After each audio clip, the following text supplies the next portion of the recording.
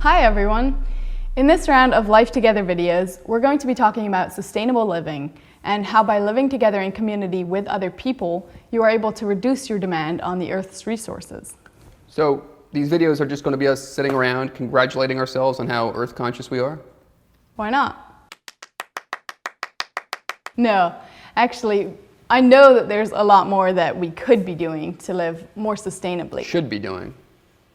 Yeah, I guess, we should be doing them. But a really neat byproduct of community is the way we're able to reduce consumption. So how exactly do we jump into this? Well, I guess we could start by talking about the different angles to sustainable living, because it's about a lot more than recycling or tree planting. In fact, I recently heard that recycling, which is what probably most people think about immediately when they hear the term sustainable living, it may actually be doing more damage to the environment than if you would just take your plastic bottles and, this is going to sound heretical, throw them in the landfill. What? You've got to be kidding. Well, there was actually a really interesting Planet Money episode on this a couple weeks ago. There are some caveats. So for all you folks who are into the whole podcast genre, I'll put a link to it in the description. Check it out. Okay, yeah, I'll have to look that up too. But now, on to some other angles of sustainability that might actually be sustainable. Beyond recycling, there's reducing or eliminating use of plastic because it doesn't decompose. And did you know that a can of Budweiser is one of the most energy-intensive, CO2 producing, waste-generating products on the planet? Wow. Actually, I don't drink Budweiser. More of an IPA guy myself. Okay, well, you can just give those all to me then. Okay. But Melinda, everyone actually knows this stuff already, and it's really depressing.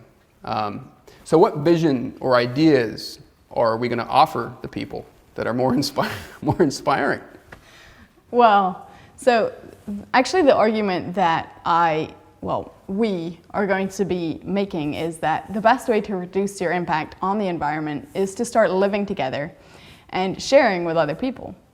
Just doing that one thing will have more of an effect than any number of sustainable living life hacks. Surprise, surprise. Ethical consumerism or frugal living are a step in the right direction, but they still won't push back on the ultimate problem. Yeah, she's right.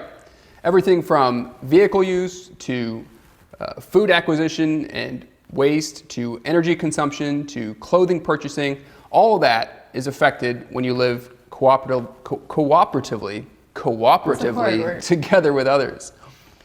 The author and environmentalist Bill McKibben, when he was asked where people should move to be safe from climate change, he said, any place with a strong community. That actually makes me feel pretty good. Right? Yeah. He specifically talks about the insane amount of energy that's wasted on building these big houses far apart where only 2 or 3 people live. But I'll just say we're not gatekeeping here. You don't have to join a full intentional community for a more sustainable lifestyle. You could just simply start by inviting your neighbor to ride along with you on your next trip to the local farmer's market. Wow, very crunchy. Yes, crunchy. So again, in this next mini-series, we're going to talk specifically about how the way we live at the Bruderhof enables us to live more sustainably.